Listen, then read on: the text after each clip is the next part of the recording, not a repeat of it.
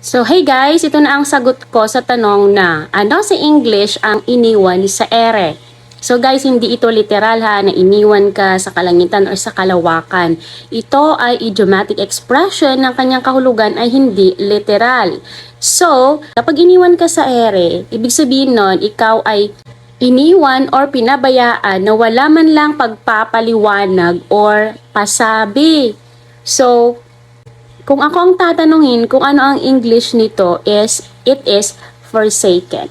Because according to Collins Dictionary, forsaken means abandoned, deserted, or forlorn. Isa lang ang kahulugan ng mga yan na salita. It is pinabayaan. Ganun naman ang ibig sabihin ng iniwan sa ere, di ba? Pinabayaan na walang pasabi, walang pagpapaliwanag. For example, she still can't move on from her boyfriend who have forsaken her.